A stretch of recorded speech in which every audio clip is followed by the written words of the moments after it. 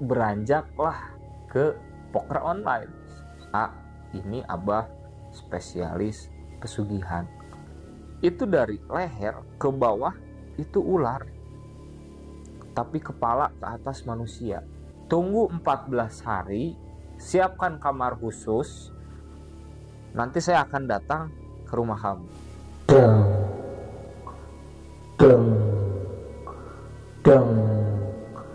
Assalamualaikum warahmatullahi wabarakatuh. Kembali lagi bersama channel Dimensi Lain yang akan menguak misteri dari dua dimensi. Masih bersama saya Hilaleo, dan tentunya pada kesempatan malam hari ini saya akan membawakan kisah pengalaman seseorang yang konon katanya dia pernah nikah dengan siluman ular, dan juga dia rela mengorbankan temannya sendiri untuk harta kekayaannya. Seperti apa kisah kelanjutannya? Jangan lupa untuk like, komen, dan subscribe.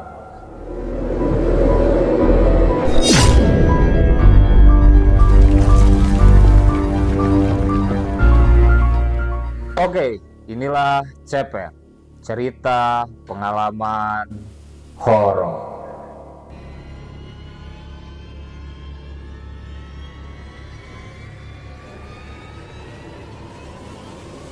Oke, kita sebut saja inisialnya Dimas. Jadi kurang lebih pada tahun 2008, Dimas ini backgroundnya seorang pemain biliar. Dan di kota Bandung sangat disegani. Siapa yang tidak tahu Dimas pada zamannya? Dimas saat itu disegani oleh semua kalangan di tempat biliar tersebut.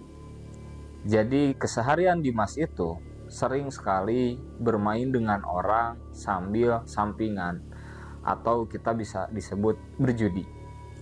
Setiap hari dia berjudi. Ya, namanya judi tidak ada selalu menang, pasti ada kalahnya. Nah, saat itu Dimas memang kondisinya lagi apes sekali ya. Jadi pada saat itu Dimas itu mengalami kekalahan yang terus menerus. Karena rasa penasarannya Dimas, permainan gua nggak seperti ini, kata Dimas. Akhirnya 1 minggu dia berhenti untuk bermain judi, dia latihan terus untuk bisa menaikkan lagi permainan di atas meja biliarnya. 1 minggu berlalu, Dimas mengetes lagi berjudi dengan orang. Akhirnya ya hasilnya tetap kalah, dan hutang demi hutang semakin bertambah. 1 orang, 2 orang, akhirnya sampai banyak orang dia banyak berhutang karena untuk modal di meja biliar itu. Nah, sudah dari tempat biliar itu, Dimas beranjaklah ke poker online untuk berjudi lagi, karena memang merasa dirinya di tempat biliar atau di atas meja biliar sudah tidak bisa menghasilkan uang yang banyak. Akhirnya Dimas ini beralih ke poker online untuk berjudi. Dengan modal pinjaman dari temannya, itu permainan pertama kalah, permainan kedua kalah, dan seterusnya. Dari awal sampai akhir tidak pernah dikasih menang. Sampai pada akhirnya Dimas itu minjem mobil temannya. Ternyata mobilnya sama Dimas itu digadailah ke orang lain. Pada saat mobilnya mau diambil sama temannya Dimas itu, bingung dong Dimas, gelagapan. Akhirnya yang tadinya mobil itu dipinjemin ke Dimas karena digadai sama Dimas dan uangnya dipakai untuk berjudi online, dan uang yang dipakai judi online itu kalah. Bingung Dimas. Dimas butuh uang yang sangat banyak untuk melunasi semua hutang-hutangnya, termasuk hutang ke temannya yang menitip mobil itu. Nah, singkat cerita, Dimas menelpon temannya. Kita sebut saja inisialnya Adi. Dimas telepon ke Adi. Di mana lu? Kata Dimas. Gue di rumah mas. Ada apa mas? gue ada masalah, gue pengen cerita, gue ke situ ya. Ya udah, gue tunggu di rumah, lu kesini sekarang, tapi jangan sampai sore karena gue mau pergi, kata Adi. Ya udah, gue sekarang OTW. Akhirnya begitu Dimas ke rumahnya Adi, ternyata Adi sudah pergi. Adi itu nggak ada di rumahnya. Akhirnya Dimas ini menunggulah Adi di pos satpam komplek rumahnya Adi. Nah, ada satpam di situ, satu orang. Mungkin satpam ini melihat dari gelagat atau tingkah lakunya Dimas seperti sedang kebingungan. Akhirnya ditanyalah Dimas itu sama satpam tersebut. Kita sebut saja inisialnya Pak Denny. Kata Pak Denny ke Dimas, lagi ada masalah ya? Gitu. Kok Bapak tahu? Ya kelihatan aja kayak yang lagi bingung. Ada apa? Kalau mau cerita aja, biar ya seenggaknya mengurangi beban lah, biar plong. Atau mungkin saya bisa bantu, kata Pak Denny. Akhirnya Dimas berceritalah kepada Pak Denny tersebut. Karena memang sudah tidak kuat menahan rasa bingungnya Dimas untuk membayar semua hutang-hutangnya itu, gitu kan. Akhirnya diluapkanlah semua cerita itu ke Pak Denny. Setelah bercerita ke Pak Denny, nah Pak Denny berkata seperti ini ke Dimas, mau kaya nggak, katanya gitu.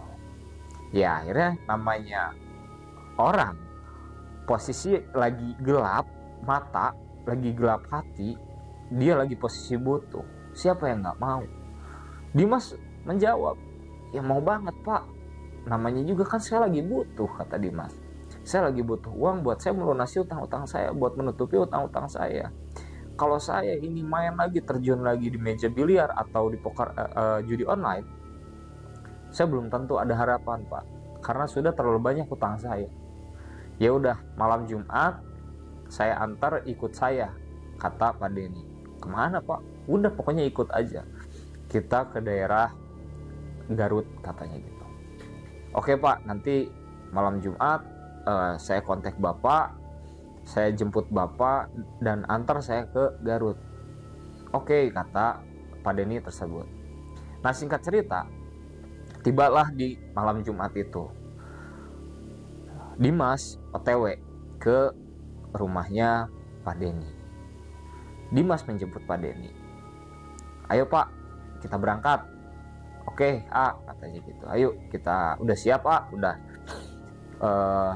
bawa uang nggak katanya, kata Pak Denny kan. Lah, Pak Denny kan nggak bilang ke saya harus bawa uang. Ya udah nggak apa-apa, kita kesana aja dulu, kita ngobrol aja dulu, katanya gitu. Kita ketemu dulu si Abah.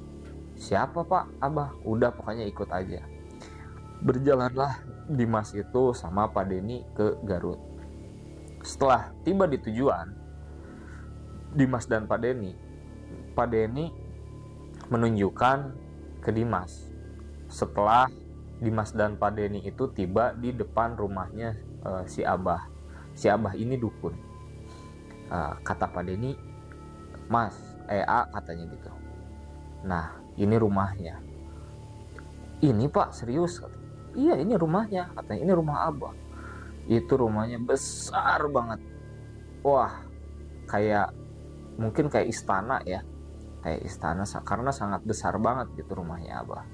Pak Denny tersebut ngasih tahu kepada Dimas, ini Abah spesialis pesugihan.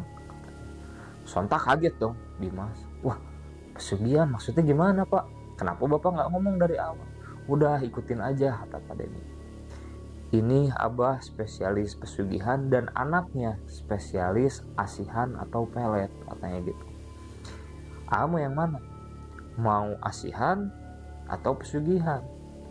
Dimas tanya baliklah ke Pak Denny, yang menghasilkan uang itu asihan apa pesugihan Pak? Pesugihan. Ya udah ayo, kata Dimas. Karena Dimas sudah nggak mikir resiko apapun, karena dia sudah mentok kali ya. Namanya orang udah gelap mata dan gelap hati, itu udah segala hal dilakukan oleh Dimas. Singkat cerita, masuk dan bertemulah dengan Abah dukun itu. Dimas ngobrol, mengeluarkan keluhan permasalahan hidupnya Dimas ke Abah. Setelah itu Abah memberilah solusi kepada Dimas. Kata Abah, "Aa mau nggak nikah dengan jin?" katanya. "Maksudnya nikah dengan jin seperti apa, Bah?" kata Dimas. "Ini pesugihan." "Oh, pesugihan. Dan resikonya apa, Bah?" kata Dimas. "Kalau ya terserah mau milihnya dengan apa ini." "Kalau yang resikonya minim apa, Bah?" kata Dimas. Abah menjawab, "Yang resikonya itu kecil, menikah dengan siluman ular." Dimas di situ setuju. "Ya sudah, Bah, apa aja syaratnya biar saya siapkan, nanti kalau sudah siap saya akan kembali lagi." Singkat cerita, kesepakatan sudah dibuat antara Dimas dengan Abah dukun itu, dan seling 1 minggu Dimas itu kembali lagi ke Abah dengan membawa persyaratan yang disepakati berdua. Begitu sudah datang lagi ke Abah, "Ini, Bah, persyaratannya." Dimas bilang gitu kan. Kata Abah, "Ya sudah, kita tunggu nanti jam 12 malam. Sebelum jam 12, jam 11 kita jalan dulu menuju ke atas gunung. Nanti di gunung ada satu gua. Ada satu gua di mana nanti itulah tempat kamu untuk bertapa selama 3 malam. Kenapa 3 malam? Itu bertapa 3 malam itu masa perkawinan kamu dengan siluman ular." "Oh gitu, Bah, oke siap." "Benar nggak nih, udah bulat belum?" kata si Abah gitu kan. "Kalau setengah-setengah mending pulang lagi aja, nggak usah."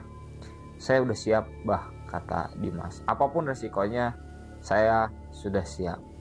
Ya sudah, kita tunggu malam. Nah, singkat cerita, malam tiba jam 11. Kata Abah, "Ayo, siap-siap, bawa persyaratannya, kita berangkat ke atas gunung. Tidak boleh memakai alas kaki." "Ayo, Bah," kata Dimas. Berangkatlah jalan kaki Dimas dan Abah dengan segala peralatan dan perlengkapan dan persyaratan yang diminta atau disepakati oleh mereka berdua. Nah, setibanya Dimas dan Abah di atas gunung, di depan mulut gua itu, Dimas ditanya lagi sama si Abah, "Bener nggak sanggup?" "Sanggup, Bah," kata Dimas. Nah, Abah memberitahu Dimas saat di pintu gua itu, Tolong, kalau sudah menginjak di sini, begitu nanti mulai start, jangan sebut asma Allah. Jangan baca istighfar, jangan baca apapun itu yang berkaitan dengan Allah. Hindari. Kalau kaget, mau berkata kotor, mau memaki-maki, misalkan itu bertemu dengan jin, mau dimaki-maki dengan bahasa kotor pun silahkan, yang penting jangan menyebut asma Allah. "Oke, Bah, siap," kata Dimas. Akhirnya malam pertama dilakukan oleh Dimas dengan segala sesajen yang sudah disiapkan. Begitu mulai, itu godaan sangat luar biasa, banyak sekali suara-suara binatang, kayak ada yang melempar batu, itu udah banyak sekali. Nah, kurang lebih sekitar 2 jam Dimas sedang duduk nyaman, tiba-tiba dari arah depan Dimas, namanya di gua itu kan jangankan melihat ke depan atau ke samping, dia melihat tangannya sendiri aja nggak kelihatan karena di dalam gua tidak ada penerangan sama sekali. Jangankan malam hari, siang pun gelap di dalam gua itu, gitu kan. Nah, akhirnya pada saat itu sedang nyaman duduk Dimas, tiba-tiba dari arah depan Dimas itu ada suara seperti menimpuk batu ke jadi apa ya, seperti ada yang melempar batu ke batu gitu, karena di dalam gua kan, di dalam gua itu tiba-tiba ada suara. Wah! Kaget dong Dimas. Tapi sekagetnya Dimas, karena dia sudah bulat, dia tidak menyebut asma Allah. Dia hanya reaksi dari tubuhnya saja. Dimas dalam pikiran dan dalam hatinya, siapa saja yang mengganggu saya silahkan muncul depan saya, wujud depan saya. Dalam hati Dimas. Setelah itu dilalui oleh Dimas, dan ada lagi. Seling 15 menit, tiba-tiba lilin dan dupa itu mati. Dimas berkata dalam hati, jangan cuma matiin lilin dan dupa saja. Kalau berani, muncul depan saya. Kenapa Dimas bisa seberani itu? Karena Dimas sudah ada maksud dan tujuan tertentu. Dimana kalau makhluk itu datang depan Dimas, Dimas akan meminta sesuatu. Nah, malam pertama dilewati oleh Dimas. Selesai, dijemput lagi sama Abah ke rumah Abah tersebut. Begitu malam kedua mau mulai, Abah menanyakan kepada Dimas, siap di malam kedua? Ayo Bah, siap, kata Dimas. Akhirnya Dimas dan Abah berangkat lagi ke atas gunung, masuk ke dalam gua. Sebelum masuk dan sebelum dimulai, Abah mengingatkan lagi kepada Dimas bahwa ingat, jangan sebut asma Allah, karena di malam kedua ini tantangannya akan lebih dari malam kemarin. Siap Bah, kata Dimas. Akhirnya ritual malam kedua itu dimulailah dengan segala sesajen yang sudah disediakan. Setelah dimulai, seling beberapa jam, tiba-tiba itu ada suara macan yang mengaung sangat keras, seperti jarak setengah meter di samping sebelah kanan Dimas. Dimas mengucap, kalau memang Anda singa atau macan, wujud depan saya, datang depan saya. Dan ditunggu sama Dimas itu tidak ada perwujudannya. Tapi ketika Dimas itu mulai mengantuk, mungkin itu godaannya. Godaannya begitu Dimas mengantuk, tiba-tiba di depan Dimas sudah ada macan yang sangat besar. Kakinya aja bisa sebesar pohon kelapa yang kayaknya umurnya udah berapa puluh tahun gitu, udah sangat besar kaki. Dan ini posisi Dimas duduk sila. Posisi Dimas duduk sila, kepalanya aja itu bisa 3 meter, itu besar banget macannya. Dimas di situ kaget dan berkata kotor. Kata Dimas, siapa kamu? Kata Dimas. Kalau kamu datang ke sini hanya untuk menggoda saya tidak akan lemah dan saya tidak akan kalah dengan kamu. Tapi kalau kamu datang ke sini ingin memberi pertolongan kepada saya, silahkan, saya ada permintaan, bantu saya, kata Dimas. Tapi macan itu tidak berkata apapun, hanya mengaung keras di depan Dimas. Tidak lama itu macan itu pergi. Nah, setelah dari situ masih banyak tuh godaan di malam kedua, tapi belum parah banget gitu ya. Dan malam kedua dilewati oleh Dimas. Singkat ceritanya, malam ketiga nih datang. Sebelum berangkat ke atas, Abah bilang seperti ini ke Dimas. Punya modal apa? Katanya gitu. Maksudnya apa Bah? Kata Dimas. Punya modal apa? Maksudnya punya modal apa, gimana, mahar atau apa Pak? Bukan, untuk tumbal. Waduh, kan persetujuannya dari awal Abah nggak bilang dari awal kalau ini ada tumbal. Kan Abah bilang Ini resiko yang paling rendah. Kenapa sekarang tiba-tiba jadi seperti ini, bah? Saya seolah-olah dijebak dong kalau gitu. Ya itu terserah kamu. Kan ini kebutuhan kamu, bukan kebutuhan saya, kata si Abah. Kalau memang mau dilanjut ya silahkan, kalau enggak ya sudah, nggak apa-apa. Ternyata si Abah tersebut diberi info oleh jin. Jin itu minta satu darah manusia atau tumbal. Waduh, galau kan di situ Dimas, bingung dan rasa ketakutan. Akhirnya goyah lagi tuh hati Dimas itu untuk melanjutkan di malam ketiga. Tapi Abah itu mengingatkan kepada Dimas, bagaimana hutang-hutang kamu, bagaimana permasalahan kamu kalau kamu tidak membereskan masalah ini malam terakhir.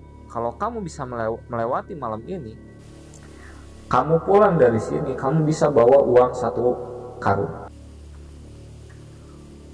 Muncul lagi lah semangat Dimas di situ. Ya udah bah, ayo kita lanjut. Tapi kata Abah, nanti saja di dalam bagaimananya. Maksudnya gimana, bah? Jadi nanti akan ada satu sosok atau makhluk yang menghampiri kamu. Dan apa yang dia minta harus kamu kasih. Tapi kalau kamu nggak ngasih, resikonya nyawa kamu sendiri, kata si Abah. Waduh, berat lagi nih. Resikonya lebih berat. Tapi tidak menggoyahkan kekuatan atau keyakinan Dimas untuk melanjutkan pesugihan ini.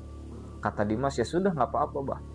Dan setelah itu, kata si Abah, bila mana nanti ada ikan di depan kamu, ikan emas, kamu tangkap ikannya, kamu sembelih menjadi 3 bagian. Jadi kepala, badan, buntut.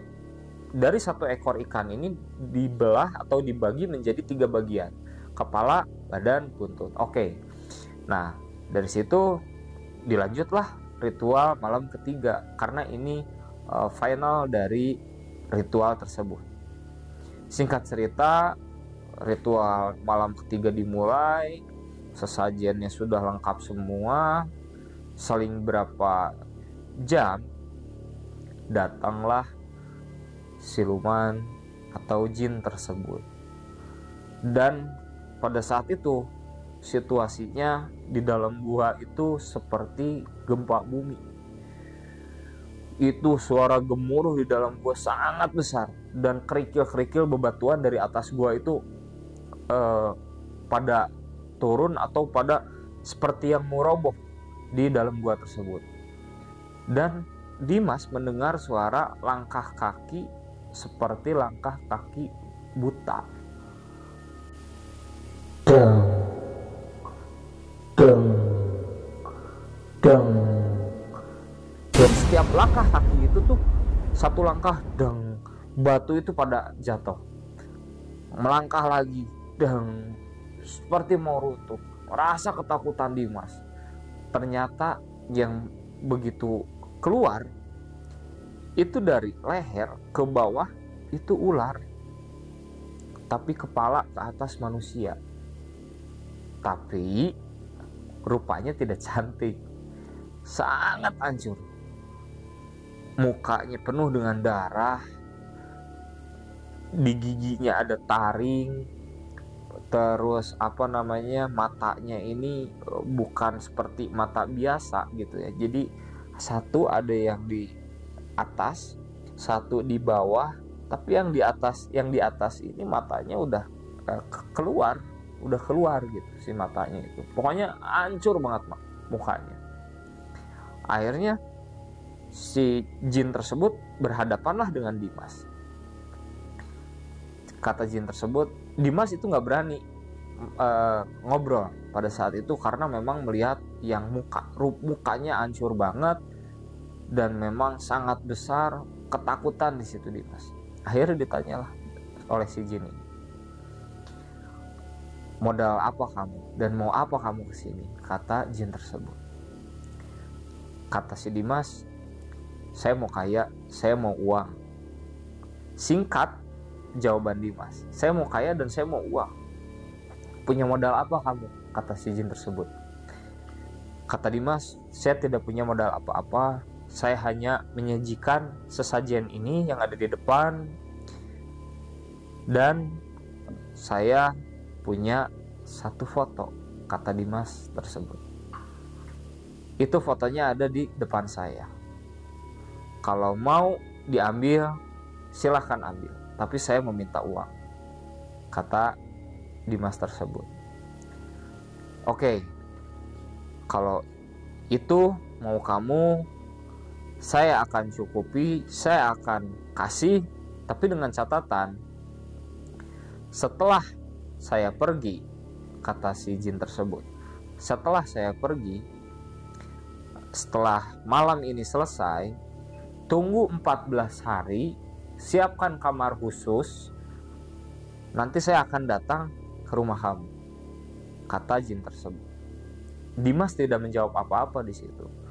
Dan akhirnya itu jin tersebut kurang lebih ada tingginya sekitar 5 meter. Tapi begitu jin itu mau pergi, lidahnya itu menjulur bisa sampai ke bawah dan melahap semua sesajen yang ada di bawah itu. Dilahap semua sama jin itu dengan lidahnya yang panjang. Berbaliklah jin tersebut dan pergi. Dan begitu jin pergi, sama seperti jin tersebut datang. Jadi suara langkah kakinya yang memang menggetarkan semua di dalam gua tersebut. Begitu jin itu sudah menghilang, muncullah satu ekor ikan emas.